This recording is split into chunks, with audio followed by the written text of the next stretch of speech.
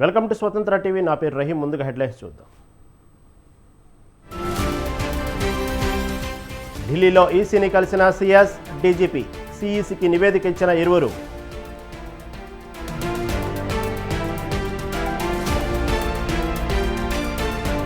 గవర్నర్ను కలిసిన వైసీపీ బృందం. ఏపీలో పోలింగ్ తర్వాత హింసపై ఫిర్యాదు.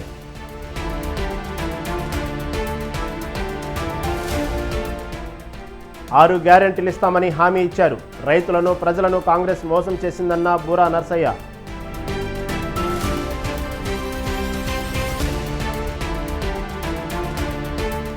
కవిత బెయిల్ పిటిషన్పై ఢిల్లీ హైకోర్టులో విచారణ. ఈ నెల 24కు వాయిదా.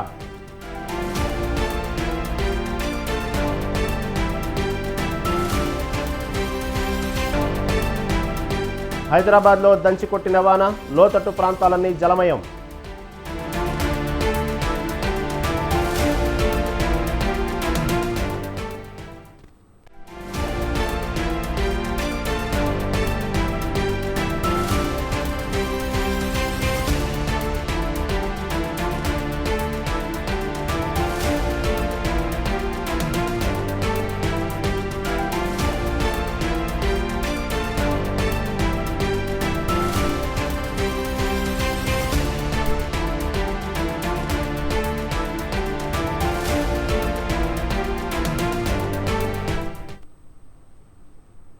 రైట్, ఇక డీటెయిల్ చూస్తే హైదరాబాద్లోని పలు ప్రాంతాల్లో వర్షం కురుస్తుంది. మియాపూర్, నిజాంపేట, జేఎన్టీయు, కూకట్పల్లి, కేపీహెచ్బి, ముసాపేట, ఎర్రగడ్డ, ఎస్ఆర్ నగర్, బోరబండ, మోతీనగర్, మాదాపూర్, జూబ్లీహిల్స్ వర్షం పడుతుంది. ఖైరతాబాద్, నాంపల్లి, మెహదీపట్నం, బంజారాహిల్స్, పంజాగుట్ట, కోటి, మలక్పేట, దిల్సుఖ్నగర్, ఎల్బీ నగర్లలో వర్షం కురుస్తుంది.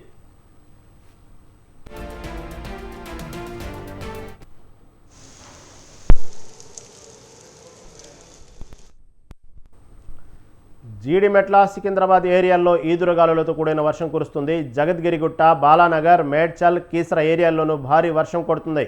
కొన్ని చోట్ల రాళ్లు పడుతున్నాయి. కుత్బుల్లాపూర్, మల్కాజ్గిరి, అల్వాల్ ఏరియాల్లోనూ ఈదురుగాలులతో భారీ వర్షం కురుస్తుంది.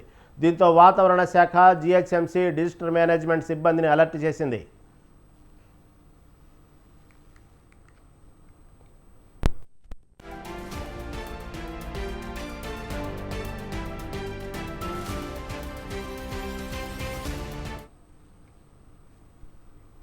అవసరమైతే తప్ప బయటికి రాకపోవడమే మంచిదని వాతావరణ శాఖ తెలిపింది. అలాగే లోతట్టు ప్రాంతాల ప్రజలు అప్రమత్తంగా ఉండాలని పేర్కొంది.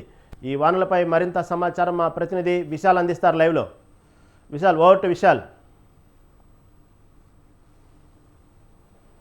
రైట్ రహీం, హైదరాబాద్లో గంట పాటు పడ్డ భారీ వర్షానికి హైదరాబాద్ అంతా కూడా అస్తవ్యస్తమైంది. ఇక హైదరాబాద్లో పడ్డ భారీ వర్షానికి బంజారాహిల్స్ రోడ్ నెంబర్లో 11లో ఉన్న నాలా స్లాబ్ కొట్టుకుపోవడంతో ఒక్కసారిగా ఇక్కడ మొత్తం నాలా కొట్టుకోవడంతో బండ్లు కూడా కొట్టుకుపోయాయి. హెవీ భారీ వర్షం ఆ ప్రవాహానికి హెవీ వెహికల్స్ కూడా కొట్టుకుపోయాయి. మనం విజువల్స్ లో కూడా చూసుకోవచ్చు. హైదరాబాద్ లో గతంలో కూడా గోషమహల్లో కూడా ఇలాంటి ఘటనే అప్పుడు మనం చూసాము. గోషమహల్లో కూడా కొద్దిపాటి వర్షానికి అప్పట్లో నాలా కొట్టుకుపోయింది. ప్రస్తుతం బంజారాహిల్స్ రోడ్ నెంబర్ 11లో నాలా కొట్టుకుపోయింది. సరిగ్గా 3:30కి వర్షం హైదరాబాద్ లో మొదలైతే కేవలం ఒక అరగంట పైగా ఎక్కువ భారీ వర్షం పడింది. ఈ భారీ వర్షానికి హైదరాబాద్ లో పలు చోట్ల మొత్తం ప్రధాన రహదారులన్నీ కూడా నీట మునిగి లోతట్టు ప్రాంతాలన్నీ కూడా జలమయమయ్యాయి. ఇక ఇలాంటి నాలా కొట్టుకుపోయే ఘటనలన్నీ కూడా రిపీట్ అవుతున్నప్పటికీ జీహెచ్ఎంసీ నుంచి మాత్రం ఒక కదలిక అనేది రావడం లేదు. అంటే ఎక్కడెక్కడ ఎందుకు ఇలాంటి కొట్టుకుపోతున్నాయి నాలాలు? గతంలో నాలాలలో చిన్నపిల్లలు పడి కొట్టుకుపోయిన ఘటనలు కూడా ఎన్నో మనం చూసాము. ప్రస్తుతం ఈరోజు అదృష్టవశాత్తు ఎవరికి ఇక్కడ ఏం కాలేదు. కేవలం కొన్ని బండ్లు మాత్రం కొట్టుకుపోయాయి. అంటే ఒక ఆస్తి నష్టంగా మనం చూసుకోవచ్చు, కానీ ఎక్కడ ఎలాంటి ప్రాణ నష్టం అయితే ఇక్కడ జరగలేదు. అయితే జీహెచ్ఎంసీ నుంచి మాత్రం అంటే ఇలాంటి రోడ్లు కుంగడము, నాలాలు కొట్టుకుపోవడం లాంటి ఘటనలు హైదరాబాద్ లో చాలాసార్లు జరిగాయి. కానీ జీహెచ్ఎంసీ నుంచి మాత్రం ఒక పూర్తి స్థాయిలో పర్యవేక్షించడం, ఇలాంటి ఘటనలు జరగకుండా చూసుకోవాల్సిన బాధ్యత మాత్రం జీహెచ్ఎంసీ సరిగా నిర్వర్తించలేదని మనం చెప్పుకోవచ్చు. ఎందుకంటే ఇది ఒక్క ఘటన కాదు. గతంలో అటు నేరేడ్మెట్లో కానీ గోషమహల్లో కూడా ఇలాంటి నాలా కొట్టుకుపోయిన ఘటనలు జరిగాయి.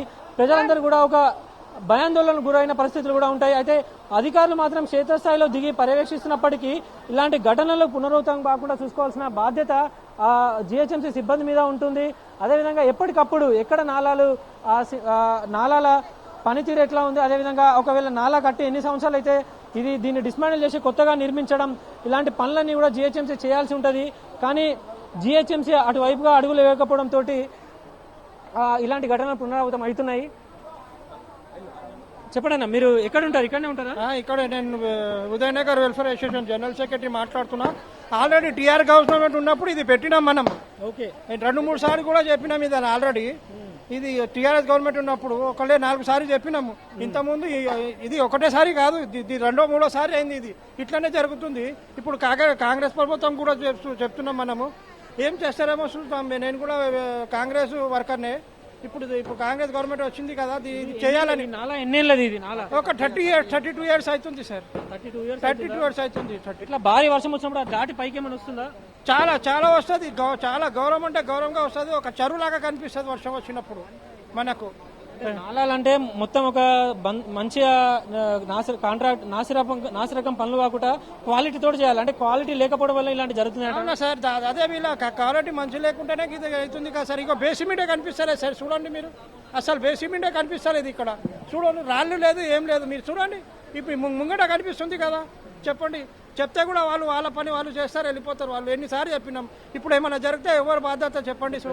ఎవరికి కూడా ఏం కాలేదు అదృష్టవశాత్తు. అయితే గతంలో హైదరాబాద్ లో ఎంతో మంది చిన్నపిల్లలు కూడా ఇలాంటి నాళ్ళని కొట్టుకుపోయిన ఘటనలు ఉన్నాయి. అంటే ఇలాంటివి కాకుండా చూడాలంటే ఏం చేయాలి ప్రభుత్వం ప్రెసెంట్? ఇమీడియట్లీ యాక్షన్ తీసుకొని మంచిగా కాంట్రాక్టర్కి చూసి ఎంక్వైరీ చేసి మంచిగా కట్టిన చేయాలి సార్. అంటే ఇంతకుముందు ఎప్పుడైనా జరిగింది? ఇదే ఫస్ట్ టైమా? దీంతో 3 సార్లు అయింది ఆల్రెడీ. ఇంత ముందు కూడా పైన అయింది. రాత్రికి 12 గంటలకు ఇట్లా అయితే ఇమీడియట్లీ మన జిహెచ్ఎంసీలో వచ్చిర్రు. మళ్ళీ మార్నింగ్ ఇమీడియట్లీ మళ్ళీ స్లాబ్ మీద స్లాబ్ వేసిర్రు. అంటే ఇది అంటే చూడడానికి ఎట్లుండేది? అంటే ఇట్లా కుంగినట్టు ఏమైనా కనిపించేదా, లేదంటే బాగానే కనిపించేదా? నడుస్తూ ఉంటే గప్ సప్పుడు వస్తుంది సార్. మొత్తం లోపల ఏం లేకుండా కనిపిస్తుంది. ఎలుకలు కూడా ఇంత పెద్ద ఎలుకలు ఇంట్లో జోలుతాయి. ఎలుకలు కూడా చాలా. నాలాల పక్కనే ఉంటారు. ఎట్లా దోమలు ఇవన్నీ ఎట్లా ఉంటుంది మీకు? చాలా దోమలు. ఇది పంది కుక్కలు అయితే చెప్పనే వద్దు. ఒక్కొక్కటి ఇంత పెద్ద ఉంటాయి అన్ని ఇళ్లలో ఇక్కడ. మొత్తం అది కూడా మొత్తం లూజ్ చేసేస్తుంది. అంటే మేయర్ కూడా కొద్ది దూరంలోనే ఉంటారు. ఇక్కడికి వచ్చినట్టు కూడా తెలిసింది, వచ్చి చూసి వెళ్ళారు. ఏమన్నా చెప్పారా? ఇప్పుడు ఎమర్జెన్సీలో మన గద్వాల విజయలక్ష్మి వచ్చింది కదా, ఆ మేయర్ వచ్చి చూసిపోయింది స్పాట్లో.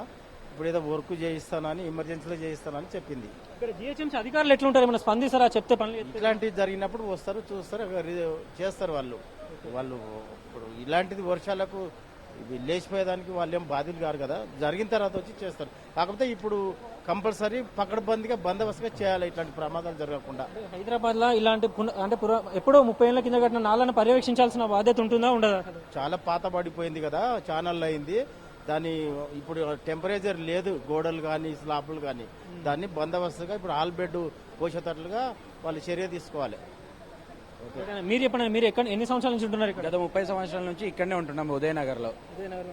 ఎట్లా ఇప్పుడు ఎవరికి ఏం కాలేదు అంటే ఇట్లాంటివి జరగకుండా ఏం చేయాలంటే గవర్నమెంట్ కానీ జరగకుండా ఉండాలంటే ఇది యాక్చువల్లీ ఈ లైన్ వచ్చేసి టీఆర్ఎస్ భవన్ కాడికి వెళ్ళి మొత్తం తాజ్ డెక్కన్ వరకు ఉంది ఈ నాలా ఇప్పుడు ఇది మంచిగా చేయాలంటే ఒకటే ఇనిషియేట్ తీసుకుంటే స్టార్టింగ్ నుంచి ఎండింగ్ వరకు ఒకటేసారి కాంక్రీట్ వాల్ తోటి కట్టాల. కాంక్రీట్ వాల్ తోటి కడితే ఇప్పుడు ఎప్పటికీ కూడా ఎటువంటి సమస్య రాదు. అయితే ఈ సమస్య రావడానికి కారణం ఏంది? గత 20 సంవత్సరాల ముందు కట్టిన ఈ నాలా ఇది. అయితే 30 సంవత్సరాల ముందు కట్టింది. అయితే మన గ్రానైట్ వాల్ కట్టిరు అనమాట. వాటర్ హెవీగా వచ్చే వరకు పందికొక్కులు అవి ఇవి మొత్తం తవ్వి గోడ మొత్తం డ్యామేజ్ చేయడం వల్ల హెవీ రెయిన్ రాగానే కొట్టుకుపోతుంది. ఇది ఆల్రెడీ లాస్ట్ గవర్నమెంట్ లోనే చేసేవాళ్ళు. అయితే మళ్ళీ గవర్నమెంట్ చేంజ్ అయిపోయింది, మళ్ళీ ఏమైంది ఇప్పుడు మళ్ళీ ఎమ్మెల్యే దానం ఈ నాలా ఇక్కడ కొట్టుకుపోయింది అంటారు. అంటే ముందడ కూడా ఇట్లాంటివి ఉండొచ్చు అంటారు. మొత్తం ముంగడ హనుమాన్ టెంపుల్ కాడ కూడా ఇట్లే మొత్తం డ్యామేజ్ అయిపోయింది. వాల్ నాలా డ్యామేజ్ అయిపోతే ఏంది, మన బస్సు నాయకులు కానీ వీళ్ళందరూ కూడా మన మేయర్ గారు సపోర్ట్ వల్ల, నాగేందర్ గారు సపోర్ట్ వల్ల ప్యాచ్ వర్క్ రూపంలో మనం ఆ వాల్ ని డెవలప్ చేసుకున్నాం అనమాట. అట్లా అయిందనమాట. కానీ ఇప్పుడు మాత్రము ఇనిషియేటివ్ గట్టిగా తీసుకోవాలి. SNDP కింద తీసుకుంటారా, ఎక్కడ తీసుకుంటారో నాకు తెలియదు. గవర్నమెంట్ అధికారులు కానీ గవర్నమెంట్ కూడా ఇనిషియేటివ్ తీసుకోవాలా. ఎమ్మెల్యే గారు కూడా తీసుకుంటానని చెప్పారు. వీళ్ళందరూ కూడా తీసుకొని నాలా మొత్తం కాంక్రీట్ స్టార్టింగ్ నుంచి ఎండింగ్ పాయింట్ వరకు కాంక్రీట్ వాల్ కడితే ఈ బస్సుకి ఎటువంటి సమస్య రాదు. ఎందుకంటే రోడ్ నెంబర్ 10 నుంచి రోడ్ నెంబర్ 12 నుంచి మొత్తం హెవీ వాటర్ మొత్తం ఈ ఉదయనగర్కే వస్తాయి. ఉదయనగర్కి వస్తే ఇక్కడ కాల్వ మీద ఉండేటోళ్ళు మొత్తం మిడిల్ క్లాస్ ఫ్యామిలీస్ ఇబ్బంది రాకుండా ఉండాలంటే కొద్దిగా గవర్నమెంట్ జర ఇనిషియేట్ తీసుకొని ఇమీడియట్లీ ఎంత జల్దీ అయితే అంత జల్దీన వర్క్ కంప్లీట్ చేయాల్సిందిగా కోరుకుంటున్నాను. రైట్, ముఖ్యంగా ఏదో ఇది ఈ ఒక్క దగ్గరనే పరిమితం కాదు. తెలంగాణ భవన్ నుంచి కూడా, టీఆర్ఎస్ భవన్ నుంచి కూడా ఈ నాలా ఎండింగ్ వరకు కూడా ఇదే సిచ్యువేషన్ ఉంటుంది. కింద మొత్తం స్ట్రాటజిక్ నాలా డెవలప్మెంట్ ప్రోగ్రామ్ కింద అంటే ఎస్ఎన్డిపి కింద మొత్తం అభివృద్ధి చేయాల్సిన అవసరం ఉంది. అధికారులు ఇప్పటికైనా స్పందించి, మేయర్ కూడా కొద్ది దూరంలోనే ఉంటారు ఇక్కడికి. ప్రభుత్వం అంటే ఇక్కడ సంబంధించిన ఎమ్మెల్యేలు అందరూ కూడా ప్రస్తుతం అధికార పార్టీలోనే ఉన్నారు. దీని ప్రత్యేక శ్రద్ధతోటి కేవలం ఈ ఒక్క దగ్గరనే వరకు కాదు, మొత్తం నాలా పనితీరుని మొత్తం పర్యవేక్షించి టీఆర్ఎస్ భవన్ నుంచి కూడా నాలా ఎండింగ్ వరకు పూర్తిగా పటిష్ట బందోబస్తుతో మంచిగా క్వాలిటీ తోటి కట్టాల్సిన అవసరం ఉందని కూడా స్థానికులు చెప్తున్నారు. ప్రస్తుతం ఇక్కడ నాలా కుంగిందరే మాత్రం డిఆర్ఎఫ్ సిబ్బంది కానీ అదేవిధంగా జిఎస్ సిబ్బంది ఇక్కడ అన్ని చర్యలు కూడా చేపడుతున్నారు. అయితే భవిష్యత్తులో ఇలాంటి ఘటనలు కాకుండా చూసుకోవాల్సిన బాధ్యత ప్రభుత్వం మీద ఉంటుంది. అదృష్టవశాత్తు ఇక్కడ ఎవరు పిల్లలు కూడా కొట్టుకుపోయిన ఘటనలు అయితే ఇక్కడ పునరావృతం కాలేదు. అయితే భవిష్యత్తులో కూడా అలా జరగకుండా చూసుకోవాల్సిన బాధ్యత ఉంటుంది. ఎందుకంటే హైదరాబాద్లో నాలాలో కొట్టుకుపోయిన చిన్నపిల్లలు కానీ ఎంతో మనుషులందరూ కూడా కొట్టుకుపోయిన ఘటనలు ఎన్నో చూసాం మనము. అలాంటి పునరావృతం కాకుండా ఉండాలంటే జిహెచ్ఎంసీ ఒక యుద్ధ ప్రాతిపదికన ఇలాంటి నాలాల అభివృద్ధికి కృషి చేయాల్సిన అవసరం ఉంటుంది. Rahim. Okay, right Vishal, thank you for updates.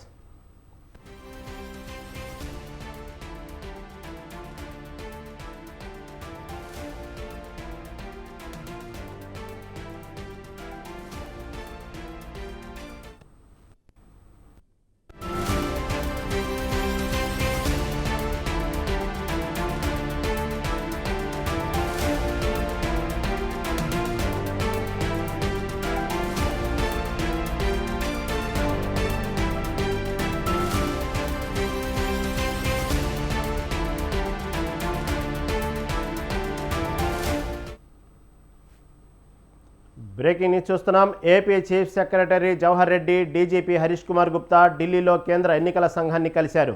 Polling రోజున ఆ తర్వాత ఏపీలో చోటు చేసుకున్న హింసాత్మక ఘటనలపై ఈసీకి వివరణ ఇచ్చారు. ఎన్నికల తర్వాత పల్నాడు, తిరుపతి, తాడిపత్రి సహా పలు చోట్ల జరిగిన హింసాత్మక ఘటనలపై ఈసీ ఆగ్రహం వ్యక్తం చేసింది. హింసను ఎందుకు కట్టడి చేయలేకపోయారని ప్రశ్నించింది.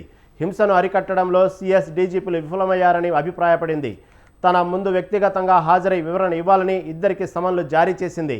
హింసను నియంత్రించడంలో విఫలం కావడానికి కారణాలు, దాడులను ముందుగా ఊహించలేకపోవడానికి కారణాలు ఎవరని వివరణ కోరింది. సీఎస్ జవహర్ రెడ్డి, డీజీపీ హరీష్ కుమార్ గుప్తా అల్లర్ల నియంత్రణకు చేసిన ప్రయత్నాలు, ఎందరిపై కేసులు నమోదు చేశారని వివరాలకు ఈసీ వివరించారు. దీనిపై మరింత సమాచారం మా ప్రతినిధి రమేష్ మోనినిస్తారు. రహీం, ఏపీలో ఎన్నికల సందర్భంగా నెలకొన్నటువంటి హింస పైన నివేదిక ఇవ్వాలంటూ కేంద్ర ఎన్నికల సంఘం సీఎస్ డీజీపీని ఆదేశించింది. ఈ నేపథ్యంలో డీజీపీ సీఎస్ ఈ రోజు కేంద్ర ఎన్నికల సంఘం ముందు హాజరయ్యారు. రాష్ట్రంలో జరిగినటువంటి హింసాత్మక సంఘటనలకు సంబంధించి సీఎస్, డీజీపీ విడివిడిగా కేంద్ర ఎన్నికల సంఘానికి నివేదికలు ఇవ్వడం జరిగింది. ఎన్నికల సందర్భంగా కట్టుదిట్టమైనటువంటి భద్రతలు ఏర్పాటు చేసినప్పటికీ కొన్ని చోట్ల పరిస్థితి కొంత అదుపు తప్పిందని నివేదిక ఇచ్చినట్టు తెలుస్తుంది. ప్రధానంగా ఈ ఎన్నికల సందర్భంగా ఏవైతే సమస్యాత్మక ప్రాంతాలు ఉన్నాయో అక్కడ ముందుగానే భద్రత ఏర్పాటు చేసినప్పటికీ టీడీపీ, వైసీపీ నేతల మధ్య చెలరేగినటువంటి హింసకు సంబంధించి నివేదికను అందజేయడం జరిగింది. ప్రధానంగా ఇందులో కొంతమంది అధికారులు వ్యవహరించిన తీరు సరిగా లేదనే అభిప్రాయాన్ని కూడా సీఎస్, డీజీపీ కేంద్ర ఎన్నికల సంఘం ముందుంచినట్టు తెలుస్తుంది. దీనికి కారణమైనటువంటి అధికారుల పైన ఇప్పటికీ చర్యలు తీసుకున్నటువంటి విషయాన్ని కూడా కేంద్ర ఎన్నికల సంఘం దృష్టికి తీసుకెళ్లింది. అంతేకాకుండా ఎన్నికల పోలింగ్ సందర్భంగా తలెత్తినటువంటి హింస ఇంకా కొనసాగుతున్నటువంటి నేపథ్యంలో దాన్ని కంట్రోల్ చేయడానికి చర్యలపై కూడా కేంద్ర ఎన్నికల సంఘానికి డ్యూటీగా నివేదికలు తెలుస్తూ ఉంది. Okay, right, thank you Ramesh.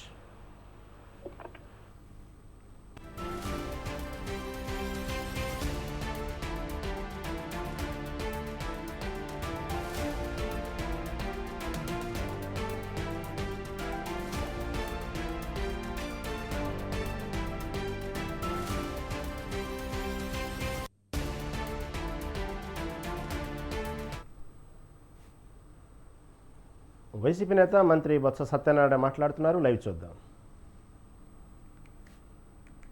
పడిస్తే అన్నీ సర్దుకుపోతాయి. అప్పుడు తొక్క ముడిచి మళ్ళీ పిల్లల్లాగా మళ్ళీ వాళ్ళే పారిపోతారు.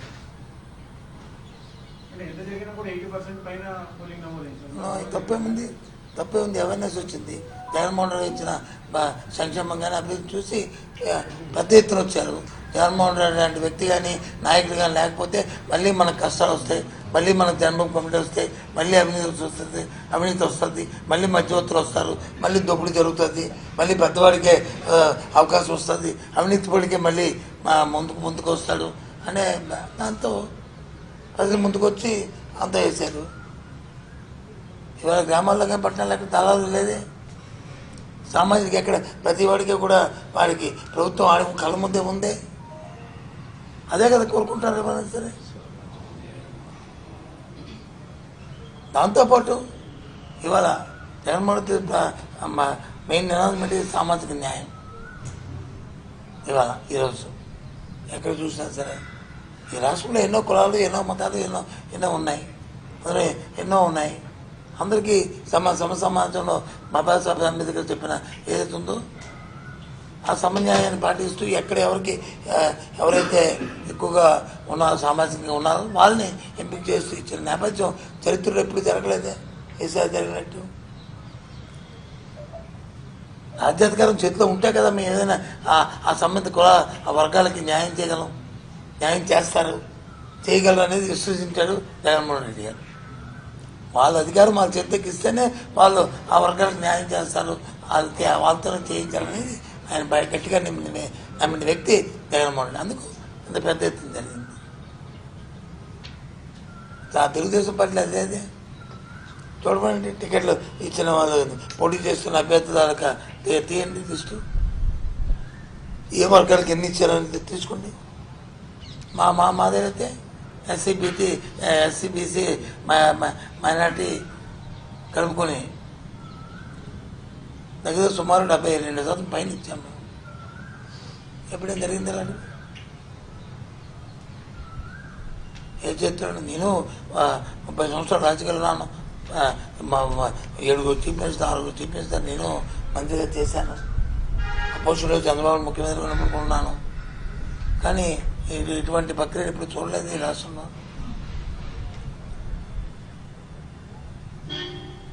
ఇప్పుడు కూడా సామాజిక సమీకరణ అంటే ఒక ఏదో ఎన్నికల కోసం మాటల కోసం ఉపయోగించుకున్నారు తప్ప, లబ్ధి కోసం చూశారు తప్ప వాళ్ళకి ప్రయోజనం ఎప్పుడు చూడలేదే. ఎక్కడ చూసారు చెప్పనండి?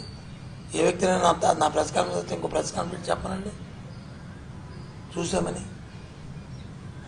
మేము చూసాం కాబట్టి ఆ వర్గాలు వచ్చి ఆటోమేటిక్గా ఎందమ్మంటే అందమ్మా చేసాం కాబట్టి అంత ధైర్యంగా అందుకే అదే ధైర్యంగా ప్రజలు వచ్చి ముందు వచ్చారు, ఉవ్వెత్తులు వచ్చారు.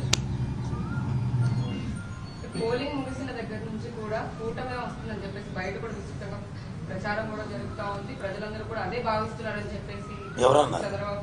చంద్రబాబు నాయుడు అన్నాడు.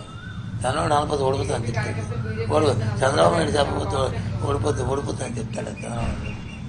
చెప్పాను చంద్రబాబు నాయుడు అనడానికి ఆయన బేస్ ఏంటి? ఆయనకి ఎందుకు ఓటు వేయాలి చెప్పండి. ఒక పాజిటివ్ నాకు ఓటు వేయండి ఈ కారణం వల్ల అడిగాడా చెప్పండి. జరిగిన 25 రోజుల ఆయన తాలూకా ఎన్నికల సభల్లో ప్రచారంలో నన్ను చూసి ఓటేయండి అని అడిగాడు. ఎంతసేపు జగన్మోహన్ రెడ్డి మత్తు చూసో, సత్యబాబు సత్యన మత్తు చూసో, నాగార్జున మత్తు చూసో, లేకపోతే నాన్నగారి మత్తు చూసో, మా రమణ గారు మత్తు చూసి ఏమన్నాడు తప్ప అతను మత్తు చూసి ఏమన్నాడు? పోయి చెప్పిన మా మత్తులో ఉండేవి కదా, అదేదో ఆయనే తీసుకొచ్చి రంగుపురి అది మచ్చ అంటే అలాగా చెప్పండి. ఏం మాట్లాడతాడు? ఒక్క నువ్వు ఆయన స్పీచెస్తో ఒక విషయాన్ని తీసుకొచ్చి ఇదిగో ఇది కరెక్ట్ కదా సార్ అని చెప్పు, నీకు జ్ఞాపకం ఉంటే తల్లి చెప్పు, నేను ఒప్పుకుంటాను. సూపర్ సిక్స్ అంటూ ఎప్పుడు రేపు పాత హిస్టరీ. ఆయన ఏమి కొత్తగా ఇంతకుముందు రాష్ట్రంలో కొత్తవాడు కాదు. 14 సంవత్సరాలు ముఖ్యమంత్రి చేశాడు. మొన్నే ముఖ్యమంత్రి చేసి మా రుణమాఫీ చేస్తారని మహిళలు మోసం చేశాడు. రుణమాఫీ చేస్తాను, రైతులు మోసం చేశాడు. బాబు వస్తే జాబ్ ఇస్తాడు, లేకపోతే 2,000 రూపాయలు గుర్తిస్తారని యువకులు మోసం. ఎవరు నమ్ముతాడు? క్రెడిబిలిటీ. జగన్మోహన్ రెడ్డి గారి గురించి ఏంటి? క్రెడిబిలిటీ. మాట చెప్పిందే చేస్తాడు, చేసిందే చెప్తాడు. అది కదా నమ్మకం కావాలి. మనం మీ ఇంట్లోనూ కానీ మీ సంస్థలో కానీ నమ్మకస్తులు ఎందుకు పెట్టుకుంటాం మనం? నమ్మకం అది. ఇవాళ జగన్మోహన్ రెడ్డి, ఈ రాష్ట్రాన్ని జగన్మోహన్ రెడ్డి ఎందుకు పెట్టుకుంటాం? నమ్మకం వ్యక్తి కాబట్టి, చెప్పింది చేస్తాడు కాబట్టి, చేసింది చెప్తాడు కాబట్టి. ఆయన పరిపాలనలోనే మన తాలూకా దైనందిన జీవితంలో మన ఆర్థిక పరిస్థితి అయ్యేవని సామాన్యులు కోరుకు అనుకుంటున్నారు కాబట్టి. ఒక పిల్లవాడికి మంచి చదువు వచ్చి గ్లోబల్ విద్యార్థిగా వాడు తయారవడానికి అవసరమైన ప్రక్రియలన్నీ కూడా ప్రాథమిక దశ నుంచే సమకూరుస్తున్నాం కాబట్టి ఇవన్నీ కరెక్ట్ కదా. ఇవన్నీ అభాస్వాలు కాదు, వాస్తవాలు. జగన్మోహన్ రెడ్డి నేను చెప్పిన దాంట్లో ఏమో ఒకటి చెప్పనండి. చంద్రబాబు నేను చెప్పాను జగన్మోహన్ రెడ్డి గారి గురించి, మా ప్రభుత్వం గురించి చెప్పండి. చంద్రబాబు ఆయన చేసిన పద్ధతి ఎంతసేపు చెప్తే నేను హైటెక్ సిటీ అంటాడు. హైటెక్ సిటీ ఎవరికంటే మా తెలీదా? 10 సంవత్సరాల మంత్రిని కదా అక్కడ జాయింట్ దీంట్లో ఉమ్మడి రాష్ట్రంలో. చంద్రబాబు గవర్నర్ కి ఒక లేఖ రాశారు. ఏమని? ఈ ఆఫీసు అప్గ్రేడ్ చేసే పేరుతోటి 5 రోజుల పాటు దాన్ని నిలిపేయబోతున్నారు. డాక్యుమెంట్స్ మొత్తాన్ని డిలీట్ చేసి కుట్ర జరుగుతుంది. దీన్ని నిలుపుదల చేసేలాగా ఆదేశాలు ఇవ్వాలంటూ కూడా ఆయన దేనికి ఈ ఆఫీసు ఏ డాక్యుమెంట్ డిలీట్ చేస్తారు? ఏ డాక్యుమెంట్ తప్పు డాక్యుమెంట్లు ఉంటాయి వ్యవస్థలో? ఆయన ముఖ్యమంత్రి చేశాడు, వ్యవస్థలో ఆయనకి ఐడియా లేదా? ఇది ఇలాంటివే మనం చూసాం. భూ చట్టం గురించి వచ్చి తప్పుడు రాత రాశారు ఈనాడును, ఆంధ్రజ్యోతి, TV5 అని. పుణ్యం లేనట్టు 5 నేను చెప్పాను, ఆ రోజు చెప్పాను ఏమని? 15 తర్వాత భూ చట్టం మీద వచ్చి ఈ టీవీలు కానీ ఈ పద్ధతి కానీ రాస్తే అటు కుట్టండి, అది దాని గురించి ఎత్తితే అడగండి అని. ఇది ఎన్నికలు ఉన్నాయి కాబట్టి. అలాగే ఇవాళ ఈ 4వ తారీఖు వరకు ఇలా కోలాడతారండి, ఏదో పెద్దని. అది కూడా చెప్పాం. ఇతను తాలూకా కోయెత్తుల వల్ల పేదవాడు రాసిన పెన్షన్ ఆగింది. ఏదైతే బటన్ నొక్కి డైరెక్ట్ DBT ఏదైతే ఇచ్చామో విద్యార్థులకు ఇస్తున్న ఫీజు రియంబర్స్మెంట్ కానీ, లేదు ఆసరా ప్రోగ్రాం ఏదైతే మహిళలకు ఇస్తున్న ఆసరా ప్రోగ్రాం మిగిలిన 20% కానీ, లేదు